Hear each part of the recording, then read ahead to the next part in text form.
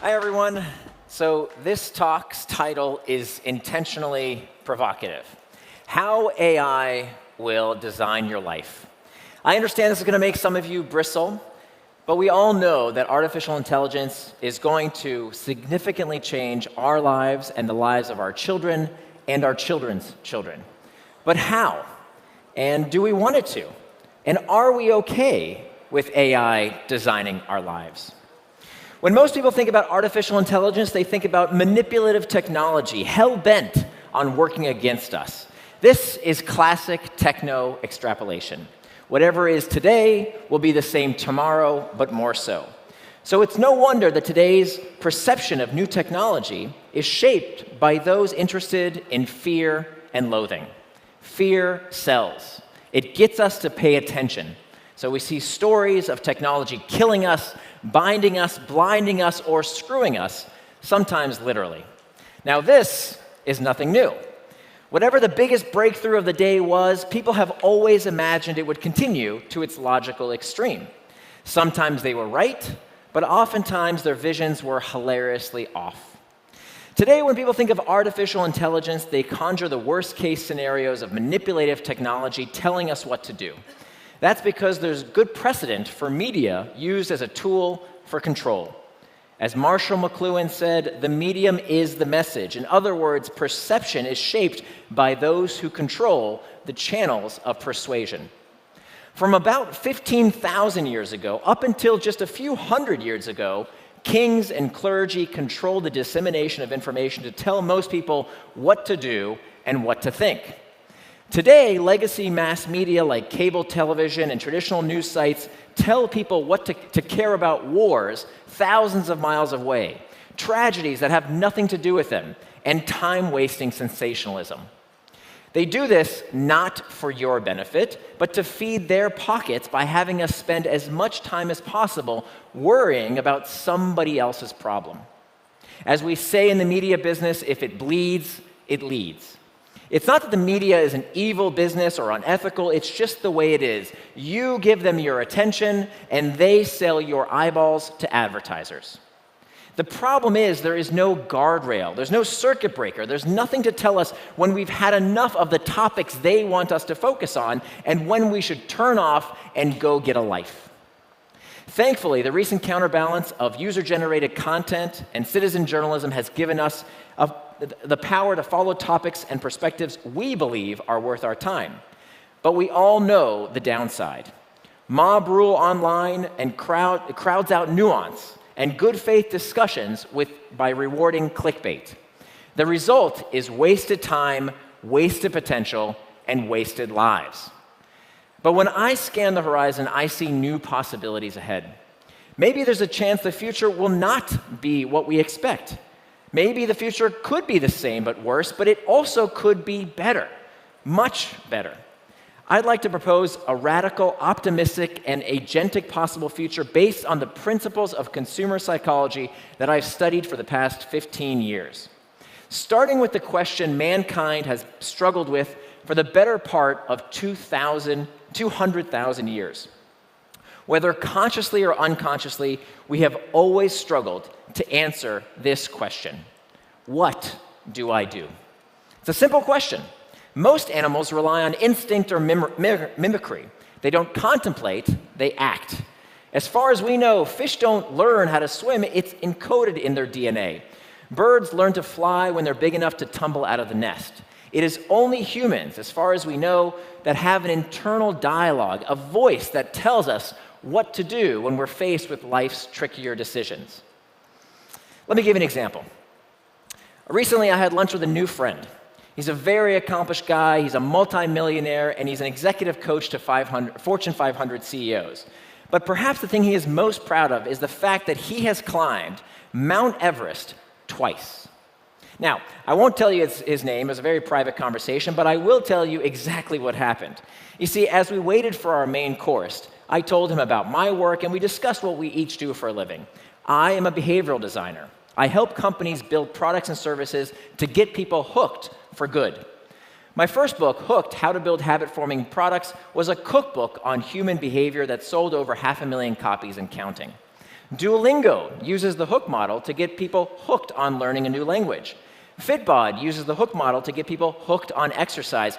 Even the Bible app, a case study in my book with over 500 million downloads, gets people hooked to prayer and devotion. So as I told him this, I noticed that he was a bit distracted. I couldn't tell exactly what he was looking for, but I could see it was something across the table. At first I thought it was his phone, but then he said this. He said, "Hey, so you study human behavior, right?" "Yeah, that's what I do." He says, "So tell me this. Why is it that I can climb the highest mountain in the world twice, but I can't resist that plate of truffle fries? Give me some of those." And he pulled it over and he reached over for those truffle fries like he was about to summit another peak. And he took every single truffle fry and he dipped them into a batch of mayonnaise and ate every one. Maybe this sounds familiar to some of you. I'm sure you can relate, even I can relate to this struggle of making good decisions regarding what we eat, how much we exercise, when we scroll, are we spending too much on our devices? Maybe you struggle with this as well. What we often forget when we think about artificial intelligence and how it may manipulate our behaviors is that there are all sorts of intelligences that are manipulating our behaviors every single day. Not only is media intelligence manipulating our minds, but products, from truffle fries to TikTok, are designed to change your behavior. But the most prolific and most dangerous form of intelligence manipulating your behavior is, of course, you. More specifically, it's our current selves doing the exact opposite of what our future selves want.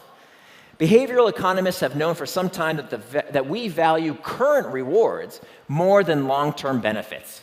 This phenomenon is called hyperbolic discounting. What is that beer belly but the sum of thousands of decisions your past self made against the will of the person you are today? When we spend too much, eat too much, drink too much, scroll too much, we are trading what we want in the long term for immediate gratification. We hear that little voice in our heads and we think it's us. But you are not your thoughts. And you don't have to believe everything you think.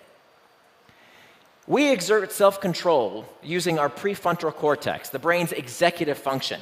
It tells us when to restrain ourselves when we're meant to put the brakes on impulsive behaviors we may regret.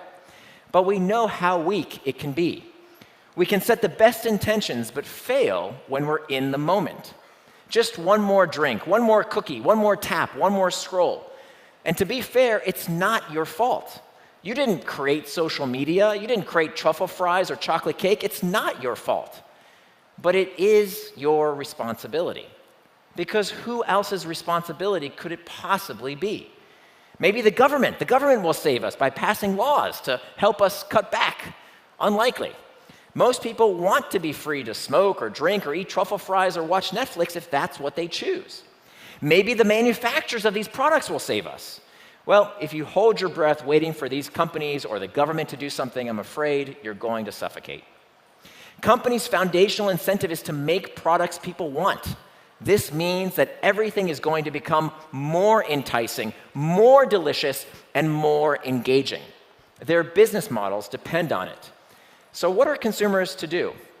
Well, current methods of helping us make better choices are woefully inadequate. We read some self-help book, we watch a video on working out on YouTube, or maybe we make a New Year's resolution to do better in the coming year. But it doesn't work, at least not for most people. In the United States, 72% of adults are either overweight or obese. Unless you think that's a US-only problem, you'd be mistaken. Right here in Singapore, 40% of us are overweight or obese. And that number, like our fellow citizens, is growing and growing. Most alarmingly, a record number of children, some 20% of kids in the US, are already overweight. And I used to be one of them. By my 11th birthday, I weighed more than I do today, and I wore wider pants than my father, who was already overweight. I wish I could show you pictures from when I was at my heaviest, but they don't exist. I tore up every single photo because I hated the way I looked, and I hated the way I felt. Now, why was I obese? I wish I could tell you it was because the food companies made me that way, but that's not really true. I didn't overeat just because food was manufactured to be delicious. To be honest, I didn't even overeat because I was hungry. Anyone who is obese, if they're honest with themselves and with you, will tell you why we overeat. We eat our feelings. I would eat when I was bored. I would eat when I was lonely. I would eat when I was ashamed about how much I had just eaten. You see, like all behavior, weight management is pain management. And I didn't have the skills at the time to deal with the discomfort of my incessant food cravings in a healthy way. Before we get to how AI will help solve this problem in the future, here's what's working today. Behavioral scientists know that dealing with emotional distress is the key to modifying behavior. For instance, people suffering from a deathly fear of spiders have successfully cured their phobia by wearing virtual reality goggles while receiving instructions for managing their fear. The same technology is being used by a company I invested in called MindCo to help smokers quit by simulating smoking scenarios like sitting in a virtual reality bar while working through the urge to smoke. These simulations have helped hundreds of thousands of people, but they still fall short for two reasons.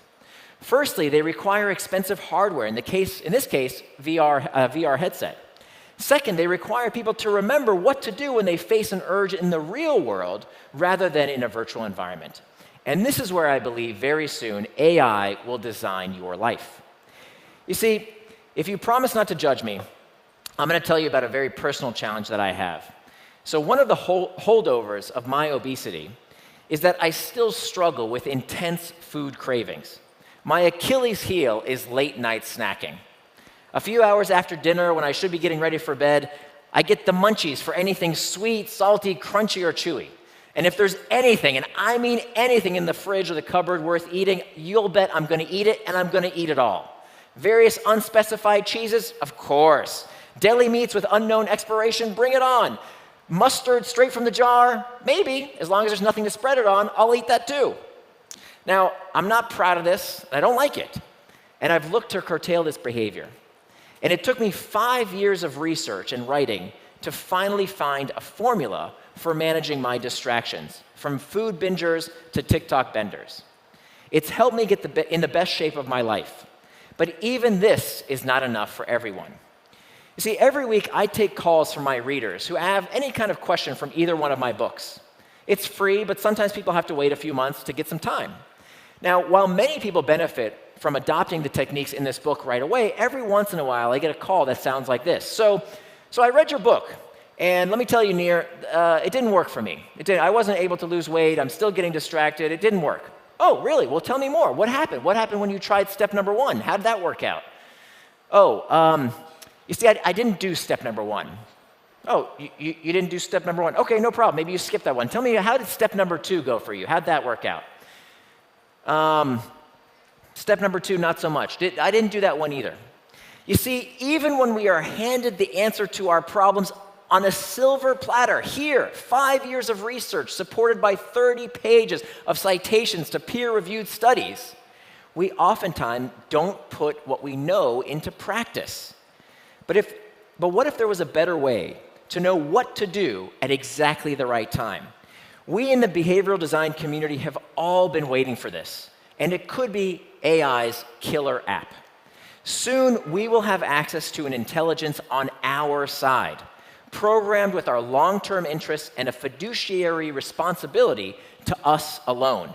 A customized AI that will be able to see what we see and hear what we hear and respond just as quickly as we can think for ourselves. When we're about to eat that plate of truffle fries, binge on those late night snacks, scroll past our bedtime, or anything else that might be against our long-term interests, there's a counteracting voice to give us an option better than just giving in. Of course, there will be problems and challenges, privacy, data security, and most importantly, the assurance that this personal AI is helping us do what we want, not what someone else wants.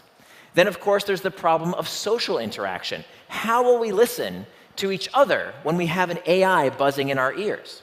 Maybe we'll turn off certain AI capabilities when we don't need them. Or maybe we'll learn to listen to our AI as seamlessly as we listen to the voice in our own heads. I'm really not sure how we're going to solve these challenges, but it's important to remember that new technology does not solve our problems. New technology gives us better problems. And given the mammoth problems caused by our inability to align with our long-term interests, the path we're on is clearly unsustainable. We need a better way. Now, some people see potential in new drugs like the semaglutide Ozempic, which promises to curb our cravings. But these drugs won't be a solution for the long term. These drugs have side effects. What happens when people get off these medications? The cravings come back unless we know what to do with the discomfort of wanting. We cannot medicate ourselves out of these problems. Pills don't teach skills. The solution won't be a bully on your shoulder telling you what to do. It'll be a voice, maybe actually your voice, representing future you according to your proprietary instructions. Future you won't shame you into changing your behavior.